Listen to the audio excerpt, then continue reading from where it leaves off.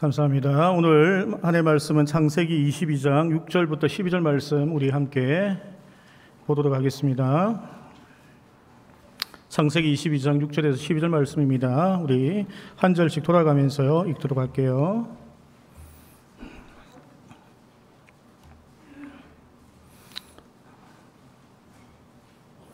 (6절) 말씀입니다. 아브라함이 이에 번제나무를 가져다가 그의 아들 이삭에게 지우고 자기는 불과 칼을 손에 들고 두 사람이 동행하더니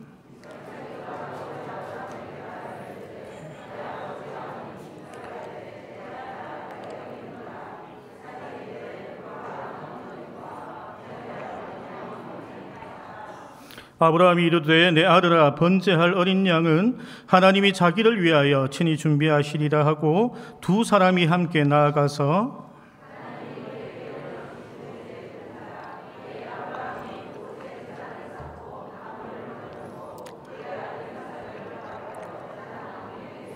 손을 내밀어 칼을 잡고 그 아들을 잡으려 하니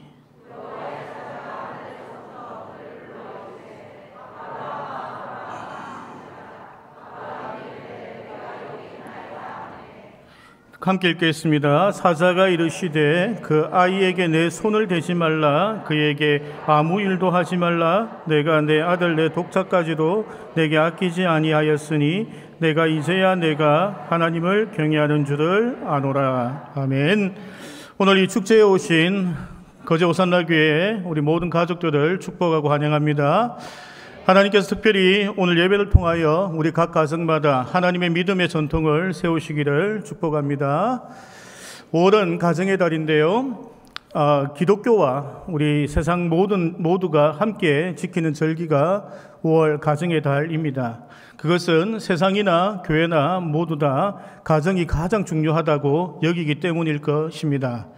제가 결혼할 때에 주례하셨던 목사님께서 21세기 앞으로는 가정사역이 중요한 사역이 될 것이다 라고 말씀하셨습니다. 인생을 살다 보니 지금 21세기가 넘어서고 나니 그 말씀이 정말 예언과 같은 말씀이었다라는 것을 제가 볼 수 있었습니다. 그리고 이전의 가정들은 끈끈한 가족계를 가지고 자녀들을 축복하는 것만으로도 충분하고 행복했지만 지금 시대는 그것을 넘어서서 우리 자녀들이 가정을 이루고 또 자녀들 생산하는 일, 또 가정이 깨어지지 않는 것, 또한 그들이 믿음 안에서 신앙생활하는 것, 아주 많은 일들이 또한 우리 앞에 놓인 숙제가 되고 말았습니다. 오늘 성경의 본문을 통해서 우리 아브라함의 가족이 예배 드리는 것을 보면서 하나님께서 어떻게 가족을 반석 위에 든든하게 세워가시는지 우리 한번 보려고 합니다. 오늘 아브라함이 하나님께서 부르셔서 예배를 드리러 나아가게 됩니다. 아브라함이 처음 예배를 드린 것은 창세기 12장 7절에 나와 있는데 그때는 아브라함 혼자 예배를 드렸습니다. 하지만 오늘은 그의 아들 이삭도 함께 하나님께서 부르셨고 이삭은 직접 하나님의 음성을 들은 것이 아니라 아버지 아브라함이 하나님의 음성을 듣고 이삭을 데리고 갔다라는 것입니다. 오늘 우리가 드리는 온 세대 예배처럼 부모 세대가 하나님의 음성을 듣고 그리고 자녀 세대들을 불러서 함께 예배를 드렸다라는 것입니다. 그런데 이 예배는 하나님께서도 굉장히 만족하셨고 이 부자들도 아주 만족한 놀라운 예배가 되었다라는 것입니다. 아브라함은 출발할 때부터 하나님께서 이삭을 살릴 줄로 믿고 갔습니다. 오늘 본문 5절에 보면 이에 아브라함이 종들에게 이르되 너희는 나귀와 함께 여기서 기다리라. 내가 아이와 함께 저기 가서 예배하고 우리가 너희에게로 돌아오리라 하고. 아멘. 여기서 한국말로는 우리가 되어 있지만 원어 성경에는 나와 이 아이가 돌아올 것이라고 구체적으로 이야기하고 있다는 것이죠. 이미 하나님께서 아브라함을 통하여 아브라함은 우리 이삭을 살리실 거라는 것을 믿고 갔다라는 것입니다. 히브리서 11장 19절에 보니 그가 하나님이 능히 이삭을 죽은 자 가운데서 다시 살리실 줄로 생각한지라 비유컨대 그를 죽은 자 가운데서 도로 받은 것이니라. 아멘. 아브라함은 이미 믿음으로 이 길을 갔다라는 것을 알 수 있습니다. 하지만 이삭은 어떻습니까? 이삭은 과연 믿음으로 나아갔는지 성경에 나와 있지 않습니다. 하지만 이삭이 뭐 그렇다고 해서 아씨 죽을 뻔했네, 세상에 믿을 사람 아무도 없다든지 아빠도 못 믿겠네 이러면서 막 살아가는 그런 망나니의 삶을 살지 않은 것은 우리가 잘 알고 있습니다. 오늘 이 예배를 통하여 이삭과 아브라함에게 어떤 믿음의 전통이 생겼는지, 가문의 전통이 생기는지 한번 보려고 하는데요. 이 예배를 통하여 하나님께서 이삭과 아브라함에게 가르친 것이 무엇입니까? 그것은 여호와 이레의 하나님을 가르치셨던 것입니다. 22장 14절에 보면 여호와 이레의 하나님에 대하여 나와 있습니다. 그러면 이삭의 삶에 과연 이 여호와 이레의 하나님이 녹아내 있는지, 그가 이 신앙으로 그가 평생을 살아갔는지 우리가 보면 이 예배가 이삭의 삶에 어떠한 영향을 줬는지 알 수 있습니다. 이삭의 삶이 성경에 나타나와 있는데요. 그 중에서 이삭의 우물 이야기를 보면 이삭이 얼마나 여호와 이레의 하나님을 의지하며 살아갔는지 잘 볼 수 있습니다. 창세기 26장에 보면 아브라함과 이삭이 흉년이 들어 다른 땅에 가고 싶었는데 하나님께서 블레셋 땅에 가라고 말씀하시고, 아브라함과 이삭이 블레셋 땅에 가서 우물을 팠더니 물이 펑펑 나오는 거예요. 그러니까 블레셋 사람이 시기 질투가 생겨서 그 우물을 메꿔버립니다. 그리고 이삭은 다투지 않고 다른 곳에 가서 우물을 파게 되죠. 거기에서도 물이 펑펑 나오는 거예요. 그러니 또 블레셋 사람이 와서 우물을 빼앗게 됩니다. 그러니 이삭은 또 딴 데 가서 우물을 파요. 어떻게 됐겠습니까? 또 물이 펑펑 나오는 거예요. 그러니 또 블레셋 사람이 또 뺏들어요. 이삭은 또 다른 곳에 가서 우물을 파게 됩니다. 한 번도 다투지 않고 이방인들에게 그 우물을 다 내어줬습니다. 왜입니까? 하나님께서 또 파면 주실 줄로 믿기 때문입니다. 그러니 거기에서 다툴 이유가 없는 것이죠. 이것을 내 것이라고 주장할 필요가 없다라는 것입니다. 이삭이 우물이 팠던 그곳은 엄청 좋은 땅, 젖과 꿀이 우러는 그런 땅이 아닙니다. 블레셋 사람들이 그런 땅을 이삭에게 주겠습니까? 아니죠. 자기네들은 좋은 데 살고 아브라함과 이삭에게는 이 땅, 못 쓰는 땅 여기 가서 살아라고 그냥 준 거예요. 그 황무지와 같은 땅에서, 사막과 같은 땅에서 우물을 팠는데 우물에서 물이 펑펑펑 쏟아진다라는 것입니다. 사랑하는 성도 여러분, 이삭과 아브라함이 드렸던 그 예배를 통하여 하나님께서 그들의 삶 속에 각인시킨 것이 그것입니다. 하나님께서 하나님의 백성들에게 어떠한 상황에서, 어떠한 환경이나 어떠한 시기에서도 하나님께서 예비하신 것이 있다라는 것을 이삭의 삶에 주셨다라는 것입니다. 창세기 26장 3절과 4절의 말씀을 한번 같이 보도록 할게요. 이것은 같이 읽으면 좋겠습니다. 같이 시작. 이 땅에 거류하면 내가 너와 함께 있어 내게 복을 주고 내가 이 모든 땅을 너와 내 자손에게 주리라. 내가 내 아버지 아브라함에게 맹세한 이것을 이루어 내 자손을 하늘의 별과 같이 번성하게 하며 이 모든 땅을 내 자손에게 주리니 내 자손으로 말미암아 천하 만민이 복을 받으리라. 아멘. 하나님께서 이삭에게 아브라함에게 했던 약속을 다시 한 번 더 짚으시면서 하나님께 축복하실 것을 말씀하고 계십니다. 그리고 4절 하반절에 보면 내 자손으로 말미암아 천하 만민이 복을 받으리라. 하나님께서는 아브라함과 이삭과 그 자손이 거하는 모든 땅에서 이러한 축복을 주시겠다고 약속을 하셨다라는 것입니다. 블레셋 사람들은 아브라함의 가문이 어떤 가문인지 몰랐던 것입니다. 이들이 자기네들에게 축복을 주러 온 가문인지를 모르고 그들은 아브라함의 가족들을 핍박하기 시작한 것입니다. 그들은 그냥 이런 땅 좀 황무지 같은 땅 주고 임대료나 좀 받고 이렇게 하려고 했지만 하나님께서는 그 사막에 가장 필요한 물을 하게 하셔서 그 땅을 비옥한 땅으로 만드셨다라는 것입니다. 블레셋은 믿음도 없고 눈치도 없어 아브라함의 가문을 홀대했지만 그것으로 인하여 블레셋은 지금도 그들은 가난과 그들이 거처할 땅이 없이 아직도 이 땅에서 유린하고 있다는 것을 우리가 보아야 합니다. 이스라엘 백성들은 그들은 이 땅의 축복의 민족으로 이 땅에 살아가고 그들을 홀대했던 블레셋은 그들은 오히려 축복을 누리지 못하고 이 땅에서 가장 비천한 삶을 살고 있다는 것을 우리가 알아야 합니다. 하나님께서 이 아브라함 가문에 첫 번째 세웠던 전통은 여호와 이레의 하나님을 경험하는, 그것을 대대자손으로 경험하는 그 전통을 세우셨고, 두 번째 세우셨던 전통은 아들을 드려도 다시 살리시는 그러한 전통을 세우셨습니다. 이 세상은 아브라함 자손들을 대를 끊으려고 굉장히 많은 노력을 하였습니다. 출애굽할 때에 이집트 왕이 그렇게 했고요. 에스더 시대에 하만이란 자가 이스라엘 모든 자손들을 대를 끊으려고 했습니다. 2차 세계대전 때도 그런 일이 있었지만 하나님께서는 오히려 이스라엘 아브라함의 자손들을 축복하시고 더 번성하게 하셨습니다. 아브라함이 이삭을 드린 이 사건은 하나님께서 독생자 예수 그리스도를 드린 그것을 예표하는 것이죠. 이 말은 무엇인가 하면 하나님께서 왜 이 아브라함과 이삭의 그 자손들을 대를 끊지 않고 보호하셨는지도 설명할 수 있는 것입니다. 왜냐하면 아브라함의 자손을 통하여 예수 그리스도가 왔어야 했기 때문입니다. 하나님의 언약의 약속의 말씀을 가진 그 가문이기 때문에 하나님께서는 그 대를 끊을 수 없으셨던 것입니다. 요한계시록을 보도 예수님께서 다시 오실 때에 그때에도 아브라함의 자손들이 할 역할이 있기 때문입니다.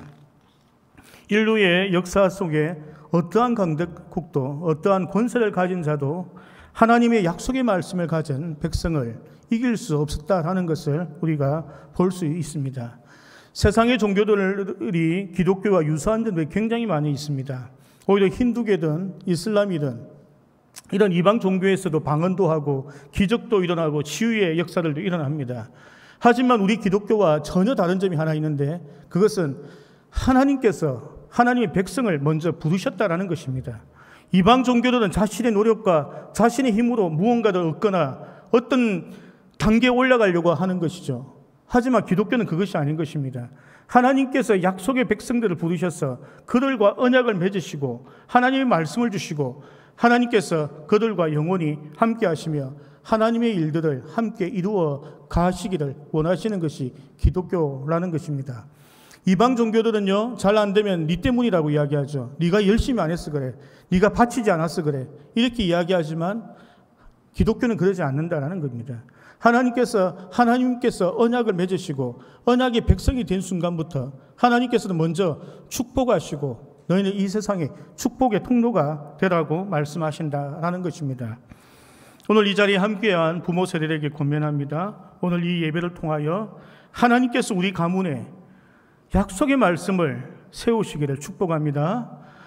우리 가족이 아브라함 가정처럼 믿음의 가문이 되어지고 믿음의 전통이 세워져 이 세상 누구와도 견줄 수 없는, 이 세상의 어떤 권세 잡은 자들과도 견줄 수 없는 그러한 가문이 되기를 하나님의 이름으로 축복합니다. 성경적인 가족 공동체는 무엇입니까? 그것은 아브라함 가정처럼 함께 예배를 드리는 예배 공동체가 되어야 합니다. 또 어떠한 공동체가 되어야 하는가 하면요, 하나님께서 두세 사람이 모여서 함께 합심하여 기도하면 이루신다고 하였습니다. 가족들이 함께 모여 이 세상을 두고 기도하기 시작하면 그 가족은 기도의 공동체가 되어집니다. 또한 하나님의 이름으로 모인 그곳에 하나님께서 함께 하신다고 약속하셨습니다. 우리 가족 모두가 하나님의 이름으로 모인다라면 그 가정은 성령 공동체가 되어지는 것입니다. 하나님의 성령께서 늘 함께하는 공동체가 된다라는 것입니다. 또한 유엘서에 보면 자녀 세대와 장년 세대와 노년 세대 모두가 하나님의 꿈을 꾼다라고 이야기했습니다. 조건은 성령께서 임하시면 모든 세대가 하나님의 꿈을 꾼다라는 것입니다. 우리 가정에 이렇게 성령이 임하고 기도하고 하나님의 말씀의 공동체가 되면 하나님의 비전 공동체가 되어지는 것입니다. 그것이 우리가 꿈꾸고 소망하고 이루어 가야 하는 우리 가정의 비전이라고 생각되어집니다. 두 번째로 우리가 살펴볼 것은 우리가 온 세대 예배 혹은 가정 예배를 드릴 때에 주의할 것은 부모 세대의 문화를, 생각을, 우리가 살아왔던 신앙을 자녀 세대가 끼워 맞추려고 하면 안 된다라는 것입니다. 제가 외국에 한 10년 정도 있다가 한국에 오니까 이제 초등학교 선생님을 하시면서 교재 편찬을 하시는 그러한 선배님이 오셨어요. 우리 동네 선배님 오셔서 한 2시간쯤 이야기하고 나서 결론이 났습니다. 학교 보내면 공부를 못하겠구나 이런 생각을 했습니다. 그들이 만들어내는 그 교과서를 편찬하시는 분들의 생각은 자기네들이 가르치고 싶은 것 중심으로 디자인하고 학생들에게 가르치는 거예요. 그러니까 학교 선생님은 애들이 알아듣든 못 알아듣든 상관이 없는 그냥 진도만 나가면 돼요. 그런데 학원은 그런 것이 아니에요. 학원은 아이들 레벨에 맞게 공부를 가르치고 이 아이가 이 목표에 도달할 때까지 반복해서 이 목표를 이루게 한다는 거예요. 그러니까 수혜자 중심의 교육을 하기 때문에 학원은 가면은 성적이 오르고 학교는 진도 중심으로 가니까 아이들이 알아듣든 못하든 가르치는 사람 중심으로 교육이 편성된다는 것입니다. 여러분, 다음 세대와 관련된 일을 하실 때는, 생각을 하실 때는 아이들 중심으로 생각을 해야 한다는 것입니다. 우리가 가정 예배를 드릴 때에 우리 아이들이 예배를 인도하고 기획하고 준비하도록 한번 해보십시오. 제가 믿는 것은 우리 호산나교회 초등학교 한 3학년 이상만 되면 한두 시간만 훈련받으면 충분히 가정 예배를 인도하실 수 있을 것 같아요. 왜냐하면 지금도 매일 말씀을 나누는데 그들이 말씀에 응답하는 것을 보면 충분히 그들도 하나님의 말씀을 나눌 수 있겠다. 그런데 더 중요한 것은 가정 예배는 말씀을 가지고 일방통행을 하는 것이 가정 예배가 아니다라는 것을 알아야 합니다. 가정 예배는 각자의 삶 속에서 역사하셨던 하나님을 나누는 것입니다. 아빠는 직장 속에서, 엄마는 주부로서, 아이들은 학교와 혹은 컴퓨터 게임에 빠져있는 우리 아이들, 그 속에서 역사하셨던 하나님을 가지고 우리가 모여서 함께 나누고 그 속에서 함께 기도하고 기도 제목을 잡고 하나님의 은혜를 찾아가는 것입니다. 그래서 가정에서 믿음의 공동체, 하나님의 은혜의 공동체를 만들어가는 것입니다. 그렇기 때문에 우리 자녀들 속에서 역사하시는 하나님의 성령을 우리가 통제하는 것이 아니라 그들 속에서 그러한 하나님의 역사를 일어날 수 있도록 함께 나누고 기도하고 그들의 이야기를 들어주고 격려하고 함께 기도해 주는 것이에요. 그것이 가정예배입니다. 그런데 일방통행으로 부모가 전하고 싶은 말을 일방적으로 공부해라, 교회 열심히 다녀, 신앙생활해, 부모가 하고 싶은 일을 이야기를 하면 자녀들은 그 가정예배를 싫어하게 되는 것이죠. 온세대 예배도 마찬가지입니다. 우리가 함께 이 예배를 만들어갈 때 자녀들에게 이삭과 같은 그런 놀라운 기적들이 일어난다라는 것을 우리가 알아야 한다라는 것입니다. 세 번째로 이야기하고 싶은 것은 우리 청년부 이야기를 좀 하고 마치려고 하는데요. 청년부의 큰 일에 비전 헌금을 해주셔서 청년부들 대표해서 감사의 말씀을 드립니다. 헌금한 금액을 보고 제가 깜짝 놀랐거든요. 여러분들도 깜짝 놀라셨죠, 그죠? 근데 하나님께서 이렇게 많은 축복을 주셨다 생각하고 이 헌금을 어디에 써야 될지 이렇게 고민을 지금도 하고 있습니다. 그래서 원래 제가 재정적인 것을 요청할 때에 200만 원 예산으로는 청년회가 운영이 안 된다. 좀 더 예산을 늘려달라고 했을 때에 이제 뭐 수련회든 우리 조모임이든 여러 가지 프로그램에 기본적으로 들어가는 경상비가 있습니다. 이제 그 외에 우리 멀리서 오는 우리 친구들이 있거든요. 그 친구들에게 차비든 또 학사관을 운영해서 잠을 잘 수 있는 것을 제공해야겠다. 또한 이곳에 있는 거제대학과 그리고 조선소 두 곳에 우리가 전도하러 나갈 비용들 이런 것 때문에 재정을 요청하게 되었습니다. 그리고 나서 이제 재정이 들어왔는데 제가 생각했던 것보다 많이 들어와서 더 이 재정을 더 효율적으로 또 효과적으로 또 모두가 기뻐하는 곳에 써야겠다라는 생각이 들어서 첫 번째로 하려고 하는 것은 청년들 헌신 주일 예배를 드리려고 합니다. 그래서 아침부터 오후 예배 끝날 때까지 청년들이 구석구석 우리 교회를 위해서 우리 성도님들 위하여 헌신하는 자리를 마련할 것입니다. 예를 들어 이런 거죠. 꽃가마를 준비해서 제비뽑기에서 걸리시면 꽃가마를 태워드리겠습니다. 안마하는 것도 있을 거고 차를 세차하는 것도 있을 겁니다. 뭐 발 마사지든 네일 아트든 우리 성도님들이 요구하는 무엇이든지 그 심부름 뭐 쿠폰 같은 거 이런 것들 해서 청년들이 섬길 수 있을 만큼 우리 교회를 열심히 섬기도록 하겠습니다. 두 번째로 생각한 것은 온 가족 축제를 청년부 주관으로 했으면 한다라는 생각을 합니다. 원래 5월 달에 하려고 했는데 시간이 너무 촉박해서 가을쯤에 생각합니다. 그래서 모든 가족이 참여할 수 있는 뭐 윷놀이 대회가 됐던 뭐 우리 좀 연세 있으신 분들은 아시겠지만 스타크래프트 대회를 하든 무엇이 되었든 우리 가족이 함께 참여해서 할 수 있는 그러한 프로그램들을 생각하고 있습니다. 그 외에도 지금 이제 청년들이 이제 공부하고 모일 수 있는 공간을 만들기 위해서 스터디 카페를 만들려고 생각하고 있고요. 또 문화 공간을 만들어서 청소년들과 청년들이 언제든지 와서 공부하고 이야기하고 또 스트레스도 좀 풀고 이럴 수 있는 것을 하려고 지금 생각하고 있습니다. 마지막으로 청년들 취업이나 또한 아르바이트를 돕기 위해서 원래 이제 푸드 트럭, 푸드 카페 이런 것을 생각을 했었습니다. 그래서 그 제도가 지역이 넓고 또 관광지가 많기 때문에 여러 군데를 돌아다니면서 청년들이 일도 하고 또 어떤 시간을 내어서 그 트럭을 이용해서 전도까지 할 수 있도록 하는 생각을 했는데 예산이 조금 부족해가지고 거기까지는 못 가고 있습니다. 그래서 하나님께서 우리 청년들 통해서 하실 일들이 있을 거라 생각하고 또 더 나아가서 우리가 좀 글로벌하게 세상을 섬길 수 있는 프로그램들도 할 수 있도록 생각하고 있습니다.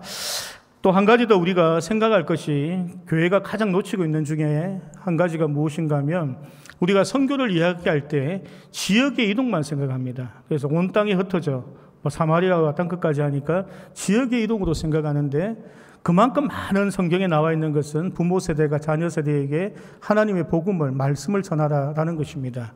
지금도 많은 선교사님들이 저에게 물어봅니다. 제가 다음 세대 사역을 하니까 어린이들은 모으기 쉽대요.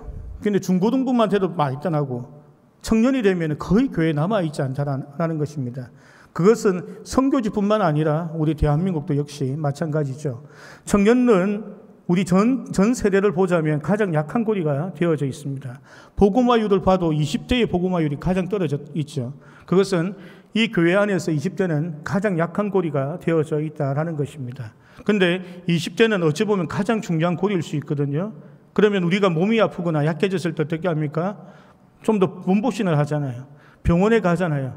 일상적인 생활비에서 플러스 알파에서 내 몸을 더욱더 튼튼하게 하는 일을 하게 된다라는 것입니다. 청년들이 지금 약한 고리라면 우리가 좀 더 신경을 써야 될 부분들이 있을 줄로 생각됩니다. 우리 어떤 그냥 이것이 다 옳다라는 건 아니고요. 또 그럴 필요도 없습니다. 좀 극단적인 예를 들게요. 다음 세대가 잘 되는 교회를 보면 예산을 편성할 때 다음 세대에서 먼저 예산을 올립니다. 그 예산을 다 편성하고 남은 예산으로 부교육자를 고용하거나 교회에 나머지 예산을 편성합니다. 봉사하는 봉사자들을 모을 때도 교육부가 먼저 좋은 사람들 다 데려갑니다. 그리고 남은 사람을 가지고 성가대, 찬양팀, 새 식구 반 이런 데에 다시 편성을 한다는 것이죠. 그게 다 옳다는 이야기는 아닌데 그만큼 그 부분을 신경 써서 하지 않으면 그 부분은 계속 약한 고리로 남아있기 때문에 그렇게 하고 있다라는 것입니다. 마지막으로 이제 청년부 제가 1월 달에 이제 청년 예산을 요청하면서 한 가지 더 요청한 것은 청년들의 시간이었습니다. 지금 청년부는 12시 30분에서 1시 40분까지 모입니다. 그 이유는 1시 40분부터 오후 예배를 섬겨야 하고 또 다른 부서들을 섬기는 청년들이 늦게 오기도 하고 해서 청년부 모임이 잘 안 되는 부분들이 있습니다. 그리고 이제는 식사 시간이 이제 걸리기 때문에 청년부 모임을 1시로 미루게 되었고 1시부터 2시 10분까지 청년부 모임으로 이렇게 잡혀 있습니다. 그래서 청년부 이 시간이 확보되어지는 것이 좀 중요하기 때문에 우리 각 기관들마다 좀 이해를 해달라라는 말씀을 드립니다. 아직 우리가 조장 모임도 정기적으로 할 수 없습니다. 모일 시간이 없어서 임원들도 그래요. 임원들도 오늘 급하게 한 10분, 15분 정도 한 달에 한 번 정도밖에 만날 시간이 안 되고 그 짧은 시간 안에서 무언가를 다 해야 하는 이러한 상황이 지금 되어져 있습니다. 그래서 각 기관에서 우리 청년들 좀 봉사할 때에 좀 최선을 다해서 좀 모임에 참여할 수 있도록 좀 배려해 주시면 감사하겠다라는 말씀을 드립니다. 말씀을 정리하고 맺으려고 합니다. 하나님께서 아브라함과 이삭에게 목숨을 건 예배를 요구하셨습니다. 똑같이 하나님께서 자기 아들 독생자와 함께 목숨을 건 예배, 그 십자가의 사건을 하나님께서 예배로 받으셨습니다. 이 아브라함의 가문은 자녀들 드렸지만 하나님께서 그 자손들은 절대로 멸망하지 않고 끊어지지 않는 축복을 허락하시는 그러한 전통을 만드셨고, 또 하나님께서 아브라함과 이삭에게 여호와 이레의 하나님의 전통을 그들 가문에 세우셨던 것을 오늘 성경을 통하여 보았습니다. 우리가 예배를 드릴 때마다 우리는 이러한 소망을 가지고 나아가야 합니다. 우리 자녀들을 불러서 앉혀서 하나님의 말씀을 나눌 때마다, 예배의 자리에 보낼 때마다 그러한 소망으로 나아가시길 축복합니다.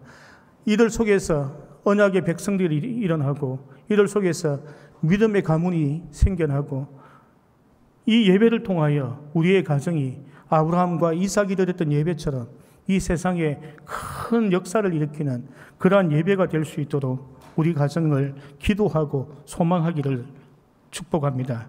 하나님께서 오늘 이 자리에 있는 모든 가정들에게 예배의 공동체, 기도의 공동체, 비전의 공동체, 성령 하나님께서 함께 하시는 성령의 공동체로 세워가실 줄로 믿습니다.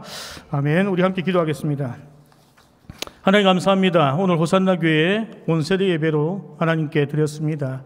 하나님, 아브라함과 이삭이 드렸던 예배처럼 오늘 우리 가문들에게, 가족들에게 하나님께서 언약의 말씀을 세우시기를 소망합니다. 그들에게 약속하셨던 말씀들이 세워지고 그들에게 축복하셨던 그 말씀들이 우리 가정 속에 흘러가길 소망합니다.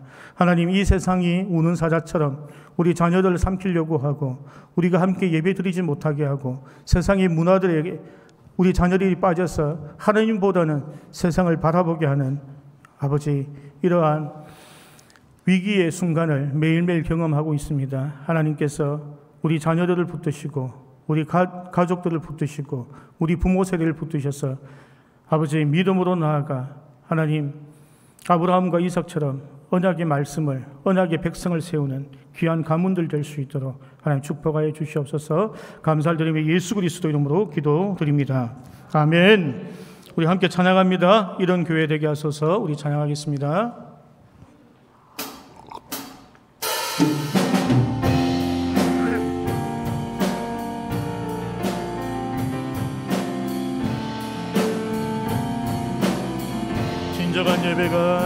진정한 예배가 숨쉬는 교회, 주님이 주인 되시는 교회, 믿음의 기도가 쌓이는 교회, 최고의 찬양을 드리는 교회, 말씀이 살아 움직이는 교회, 성도의 사랑이 넘치는 교회, 섬김과 헌신이 기쁨이 되어 열매 맺는 아름다운 교회, 주님의 마음 닮아서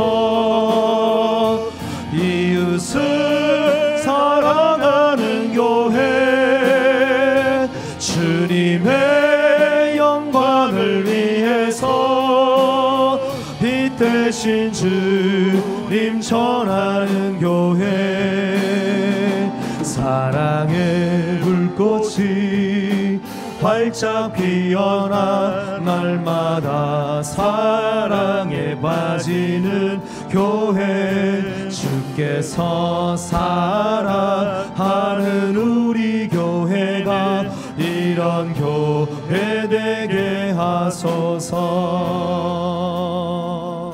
함께 기도하겠습니다. 하나님 감사합니다. 오늘